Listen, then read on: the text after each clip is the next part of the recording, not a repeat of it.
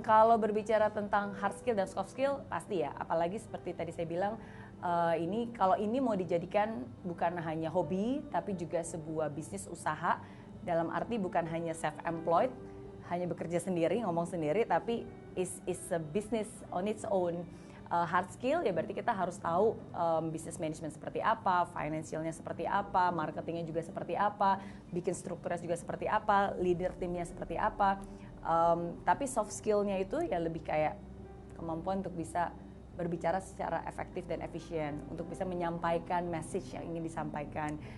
You have to have empathy untuk bisa tahu juga, mendengarkan juga. Jadi apa ya? Jadi sama seperti bisnis lainnya menurut saya. Jadi ada banyak faktor yang harus dipikirkan kalau kita ingin berkembang lebih banyak lagi.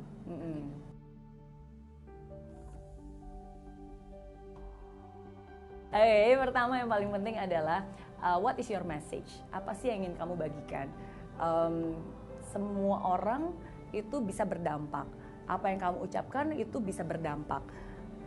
Baik itu negatif, baik itu juga positif. Nah, jadi yang paling penting ketika kamu ingin berbagi menjadi seorang motivator, public figure, message apa yang ingin kamu sampaikan gitu? Apa sesuatu mungkin baik itu biasanya ada beberapa pilihan ya, either itu kamu punya keahlian di bidang tertentu, keahlian yang bisa kamu bagikan, atau kamu punya pengalaman hidup yang menurut kamu juga bisa sangat berguna. Mungkin dulu kamu pernah gagal, akhirnya kamu bisa berhasil. Dulu mungkin kamu pernah memiliki challenge dalam hidup kamu, keterbatasan, dan akhirnya kamu bisa melewati keterbatasan itu. Ya jadi intinya ngomong itu nggak bisa hanya asal ngomong. Karena kalau asal ngomong semua orang juga bisa. Kalau asal ngomong apa manfaatnya, apa faedahnya gitu. Jadi kamu harus tahu message kamu apa, tujuan kamu apa, dan apa satu hal yang kamu punya yang bisa kamu bagikan untuk orang banyak. Itu dulu sih yang paling penting.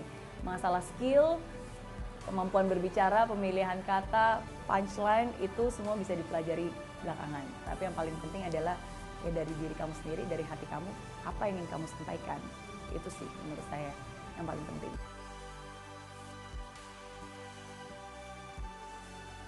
Otodidak awalnya, serius, karena kan saya bukan kuliah pun justru jurusannya teknik elektro kan. Saya bukan jurusan PR, bukan jurusan public speaking juga, bukan. Tapi along the way mungkin karena dulu di bisnis saya bergerak di bidang sales, jadi mungkin saya mulai terbiasa untuk kayak ngajar dan train. Dan ketika saya mulai dikenal pada satu di Singapura dan mulai diundang ke beberapa institusi, perusahaan, dan universitas, awalnya ya saya hanya membagikan cerita. Jadi saya lebih kayak cerita gitu, lebih kayak sharing cerita tentang masa sulit saya, apa yang membuat saya bangkit, cara untuk bisa menyemangati diri saya sendiri.